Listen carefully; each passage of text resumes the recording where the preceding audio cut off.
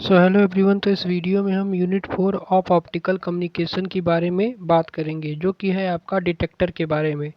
तो देखिए, optical detector क्या होता है। तो सबसे पहले आप ऑप्टिकल सोर्स जो है यूनिट 3 में पढ़े थे, जो कि होता है कि वो आपका इलेक्ट्रिकल एनर्जी को लाइट एनर्जी में कन्वर्ट करता है, वो होता है ऑप्टिकल सोर्स। लेकिन ऑप्टिकल डिटेक्टर क्या होता है, जस्ट इसी का अपोजिट, यानी ये ऑप्टिकल सिग्नल को कन्वर्ट करता है इलेक्ट्रिकल सिग्नल में। तो इसी का नाम क्या होता है, ऑप्टिकल डिटेक्टर। तो हम बात कर लेते हैं डिटेक्टर की। तो यहाँ पर वही चीज़ लिखा है जो मैंने आपको बताया है कि डिटेक्टर की अगर हम बात करें तो डिटेक्टर क्या करता है, कन्वर्ट करता है रिसीवर के ऑप्टिकल सिग्नल को into the electrical signal, which then amplify before further processing. फिर वो एम्पलीफाई करता है फर्दर प्रोसेसिंग के कारण। अब हम बात करते हैं कि क्या क्या इम्प्रूवमेंट होते हैं डिटेक्टर में। करेक्टरिस्टिक, यानी improvement of the detector characteristic and performance, these allowed to install the fewer repetition station, lower both capital investment and maintenance cost. यानी हमको इम्प्रूवमेंट करना होता है अगर डिटेक्टर के करेक्टरिस्टिक पर, तो वहाँ पर हम परफॉर्मेंस का इंस्टॉल करते हैं कुछ फ्यूअर रिपीटिशन स्टेशन पर, जहाँ पर बोथ इन्वेस्टमेंट और मेंटेनेंस कॉस्ट लगता है। तो अभी मैंने आपको बताया कि अगर क्वेश्चन में आता है कि डिटेक्टर होता क्या है, तो डिटेक्टर क्या करता है, ऑप्टिकल सिग्नल को इलेक्ट्रिकल फॉर्म में कन्वर्ट कर देता है। यानी ऑप्टिकल फाइबर जो होगा वो रीच कब करेगा, जब वो डिटेक्टर का वर्क होता है to convert optical signal into electrical signal. तो ये है आपका डिटेक्टर के बारे में। अब डिटेक्टर जो है वो आपके मेनली कितने प्रकार के होते हैं,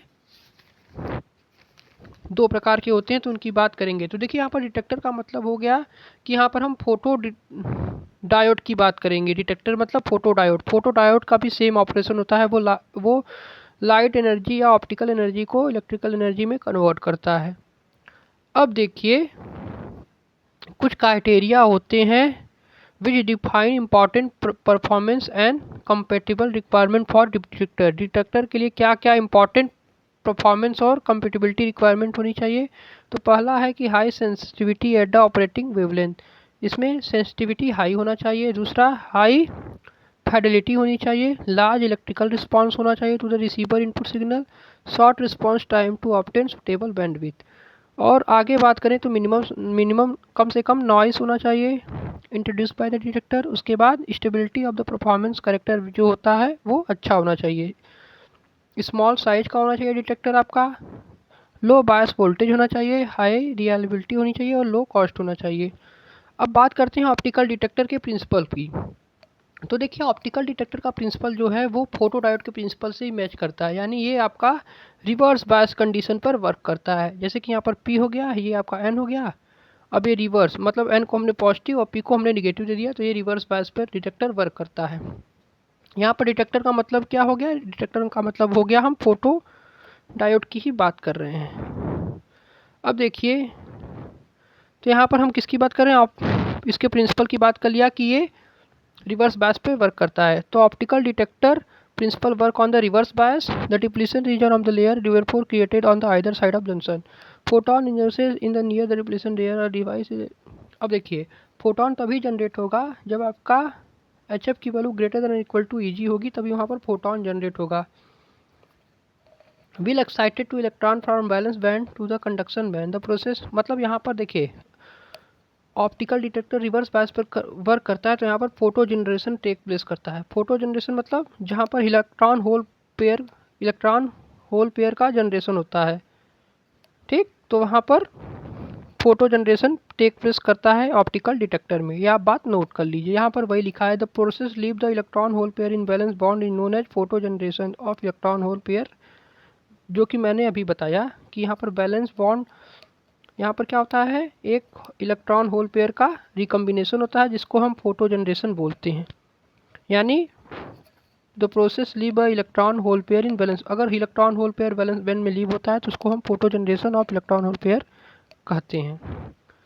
कुछ इस प्रकार से होता है वर्किंग। मैंने ये बताया कि यहाँ पर पी था, ये था, ये डिप्लीशन रीजन था, यहाँ पर प्रोटॉन आया। यानी हमको क्या करना है, डिप्लीशन रीजन पर फोटोन को गिराना है। तो जब फोटोन को गिराएंगे तो इलेक्ट्रॉन होल पेयर का जनरेशन टेक प्लेस करने लगेगा, यानी अल्टीमेटली डिप्लीशन रेट क्या हो जाएगी, बढ़ जाएगी, और यहाँ पर इलेक्ट्रॉन होल पेयर बढ़ जाएंगे, जिस कारण से आपका चार्ज जो होगा वो बढ़ जाएगा। तो और जब चार्ज बढ़ जाएगा तो करंट जो है वो एक्सटर्नल सर्किट में फ्लो करने लगेगी। यानी जो यहाँ पर लिखा है इसको यहाँ पर मैंने इतने छोटे में बता दिया कि फोटोन के आने से डिप्लीशन रीजन में पड़ा तो यहाँ पर इलेक्ट्रॉन होल पेयर जनरेट हुआ और यहाँ पर करंट एक्सटर्नल सर्किट में बहने लगी। अब देखिए, depletion region must be efficient thick as allow to large fabrication of the incidents light to absorb light to achieve maximum carrier gain pair generation. यानी डिप्लीशन रीजन का इस्तेमाल करते हैं। देखिए डिप्लीशन रीजन क्या बताया, किसी पे लाइट गिरेगी और क्या करेगी, मैक्सिमम कैरियर पेयर जनरेशन को टेक प्लेस करेगी। अब देखिए कुछ परफॉर्मेंस पैरामीटर ऑफ फोटोडायोड। देखिए फोटोडायोड बोले या डिटेक्टर बोले दोनों सेम ही है। अभी मैंने आपको बताया कि फोटोडायोड और डिटेक्टर, फोटोडायोड या डिटेक्टर मतलब सेम बात ही है। तो अब देखिए performance parameter of photodiode. Photodiode के परफॉर्मेंस पैरामीटर क्या होते हैं। पहला आता है क्वांटम एफिशिएंसी। क्वांटम एफिशिएंसी मतलब the quantum efficiency and define as the fraction of incident photon which are absorb by the photo detector and generate electron are collected at the detector terminal. यानी quantum efficiency पहला parameter होता है, performance parameter, जिसमें number of electron collected, यानी इसको define करते हैं number of electron collected upon number of incident proton, R E बटे आर पी से। और ये quantum efficiency generally less than unity होता है। ठीक, क्वांटम एफिशिएंसी मतलब आर ई बटे आर पी, यानी इलेक्ट्रॉन जनरेटेड बटे प्रोटॉन इंसिडेंट। यही क्या होता है, आउटपुट बटे इनपुट को इफिशियंसी बोलते हैं। तो इलेक्ट्रॉन जनरेटेड बटे प्रोटॉन इंसिडेंट क्वांटम इफिशियंसी बताता है। अब सेकंड पैरामीटर क्या हो गया, तो रिस्पॉन्सिबिलिटी होता है। रिस्पॉन्सिटिविटी क्या होता है, तो रिस्पॉन्सिबिलिटी मतलब ratio of current output in ampere, current output जो कि इन एम्पियर में हो।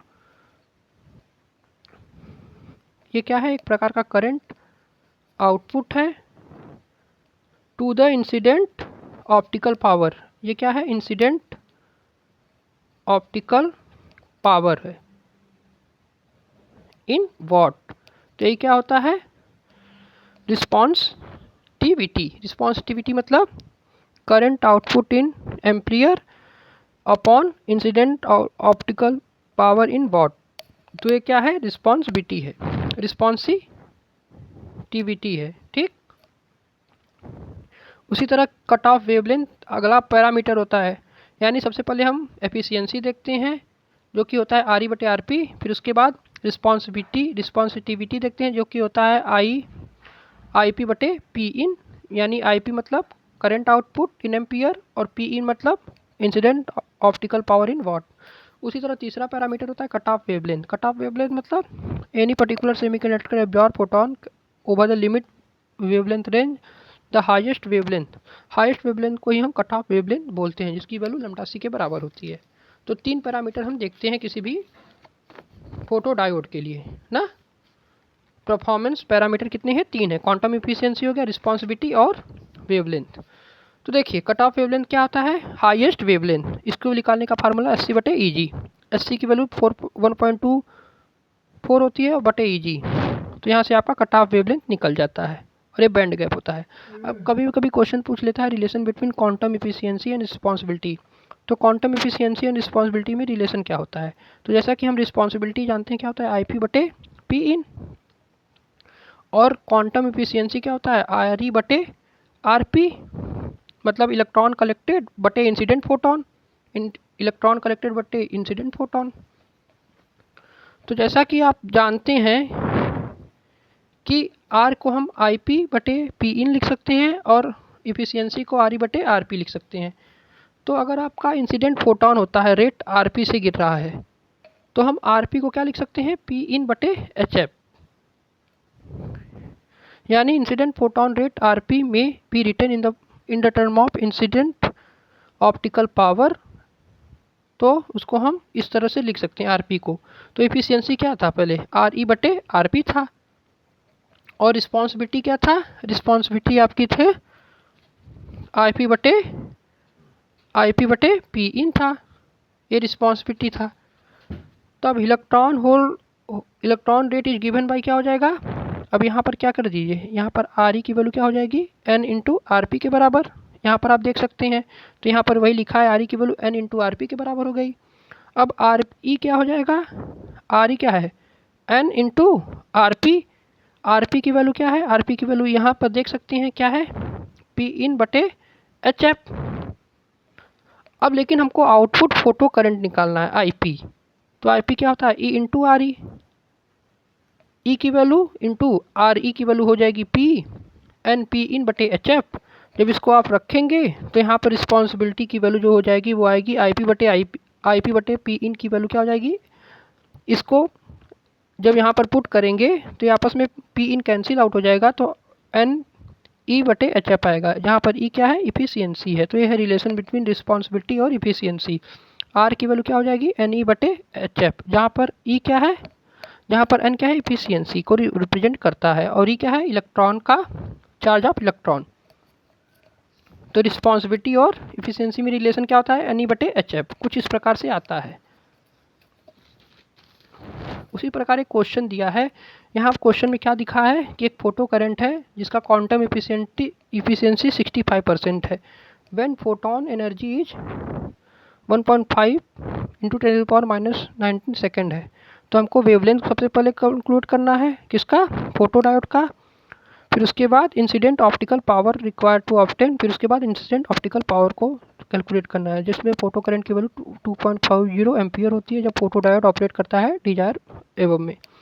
तो हमको लेमडा निकालना है। तो हम जानते हैं कि इक्वल टू एच एफ होता है और एच एफ की वैल्यू क्या होती है, एफ को लिख सकते हैं सी बाई लेमडा। तो लेमडा की वैल्यू क्या हो जाएगी एच सी बटे ई। यहाँ पर एच की जगह रख देंगे 6.626 इंटू 10⁻34। ए फ्रैंक कांस्टेंट होता है। सी की वैल्यू स्पीड ऑफ लाइट के बराबर होती है 2 इंटू 10⁸ 2.9 इंटू 10⁸ होती है सी की वैल्यू। और ई की वैल्यू दिया ही है, कितना दिया है, एनर्जी दिया है 1.5 इंटू 10⁻19। तो ये रखेंगे तो लेमडा की वैल्यू 1.32 आ जाएगी, 1.32 माइक्रोमीटर आ जाएगी।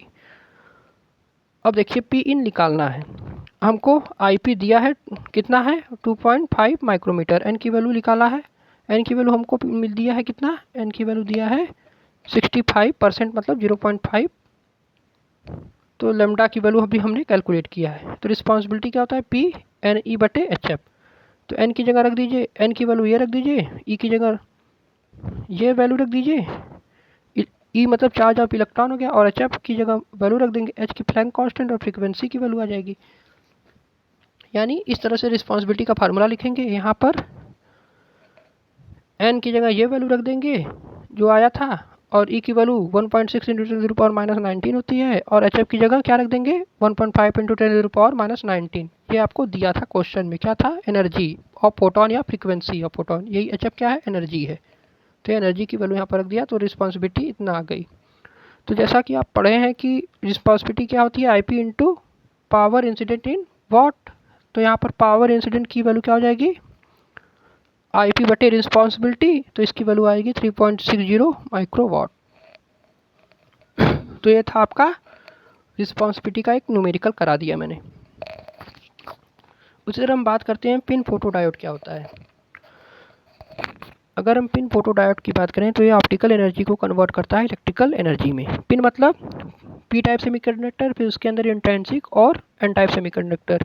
इन order to allow operating at a longer wavelength where the light penetration more deeply into the semiconductor material while the depletion region is necessary to achieve the end। यानी हमको depletion region ज़्यादा चाहता है pin diode में, तो उसको depletion region ज़्यादा चाहने के लिए हम क्या करते हैं, N type material is doped so lightly. हम एन टाइप मटेरियल को बहुत ही लाइटली डोप करते हैं। That is be consider intrinsic and make low resistance constant highly dope N plus,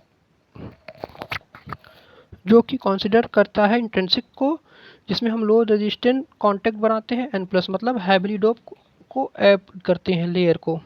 तो ये क्रिएट करता है आपका पिन स्ट्रक्चर को। यानी जहाँ पर एन आपका स्लो लाइटली हो और फिर इंट्रेंसिक रीजन होगा, फिर जो पी होगा, फिर एक रजिस्टर कॉन्टैक्ट बनाते हैं और उसमें हाईली डोप्ड एन प्लस को लेयर को ऐड करते हैं, तो वहाँ पर वो पिन स्ट्रक्चर बन जाता है।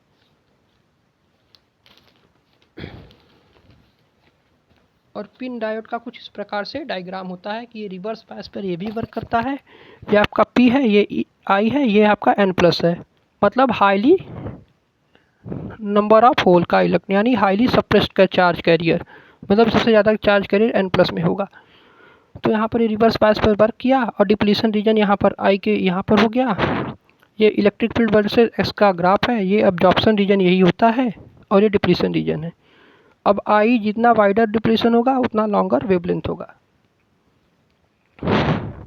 अब फोटो डायोड को जानते ही हैं कि ये रिवर्स बायस पे वर्क करता है।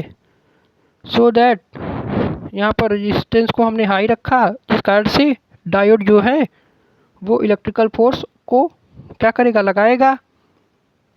ये भी इलेक्ट्रिकल फोर्स को लगाएगा। रिवर्स बायस पे हम क्या कर रहे हैं, लाइट को पेनिट्रेट कर रहे हैं, इसी पर इंट्रिंसिक पर लाइट को हम क्या करेंगे, गिराएंगे। तो जिस कारण से अल्टीमेटली चार्ज कैरियर इंक्रीज हो जाएगा। अल्टीमेटली चार्ज कैरियर इंक्रीज होने से free electron hole pair generate हो जाएंगे। यानी रिवर्स बायस पर जब आप क्या करते हैं, लाइट को इंसिडेंट करते हैं, इंसिडेंट फोटोन करते हैं, तो यहाँ पर क्या करता है, free electron hole pair generate हो जाता है। तो ये आपका फोटो कैरियर को जनरेट कर देता है डिप्लीशन रीजन पर जब गिराते हैं। The carrier are collected across the reverse bias junction and rise the current in external circuit क्या, फोटो करंट। यानी ऐसा करंट जो लाइट से उत्पन्न हो उसको हम फोटो करंट बोलते हैं। यानी ऐसा करंट जो लाइट से बने उसको हम फोटो करंट बोलते हैं।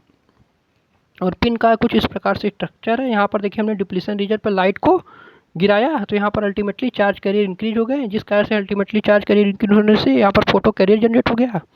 और फोटो कैरियर जनरेट होने से यहाँ पर कुछ करंट बहने लगा, उस करंट को हमने फोटो करंट बोला। अब देखिए, in the absence of light PIN photodiode behave as electrical in ordinary rectifier. Absence of electric field में ये रेक्टिफायर की डायोड की तरह बिहेव करता है। वहीं फॉरवर्ड बायस पे ये कंडक्ट करता है लार्ज अमाउंट ऑफ करंट। ठीक। अब पिन डायोड भी ऑपरेट होता है 2 मोड पर, एक होता है फोटोवोल्टेइक, एक होता है फोटोकंडक्टिक। अगर हम फोटोवोल्टेइक मोड की बात करें तो यहाँ पर कोई भी बायस नहीं अप्लाई करते हैं डिटेक्टर पर। इन case the detector work very slow, इस केस में डिटेक्टर बहुत धीरे काम करता है, जहाँ पर आउटपुट लॉगरिदम इनपुट लाइट के बराबर होता है फोटोवोल्टेइक पे। वहीं फोटो कंडक्टिंग मोड पे क्या होता है, रिवर्स बायस लगाते हैं। फोटो कंडक्टिंग मोड में मतलब हम बायस प्रोवाइड करते हैं, और कौन सा bias, reverse bias. In case the current is very linear with the input light power. और ये कुछ ग्राफ है फोटो पिन डायोड का। ये आपका बैंड गैप था, एनर्जी बैंड गैप, ये फोटो जनरेशन इलेक्ट्रॉन था, फोटो जनरेशन होल पेयर था, डिप्लीशन रीजन था, ये कंडक्शन रीजन है, वैलेंस बैंड है। यहाँ पर लाइट गिराया गया क्योंकि एच म्यू जो है वो ईजी से बड़ा होना चाहिए, तो कुछ इस प्रकार से ये ग्राफ बनता है। अब कुछ फैक्टर जो हैं वो स्पीड ऑफ फोटोडायोड पर डिपेंड क्या करते हैं, कौन कौन से ऐसे फैक्टर हैं which limit the speed of response in photodiode. तो पहला है ड्रिफ्ट टाइम, दूसरा हो गया डिफ्यूजन टाइम, और तीसरा हो गया जंक्शन कैपेसिटर। अगर हम ड्रिफ्ट टाइप की बात करें तो क्या होता है, ड्रिफ्ट टाइम की वैल्यू होती है ओमेगा बाई वी डी, जहाँ पर वी डी होता है ड्रिफ्ट वेलोसिटी। ड्रिफ्ट वेलोसिटी क्या होता है, तो V D is equal to E B by M L tau, और ओमेगा क्या होता है, breadth of depletion region. V D क्या है, यहाँ पर ड्रिफ्ट वेलोसिटी है।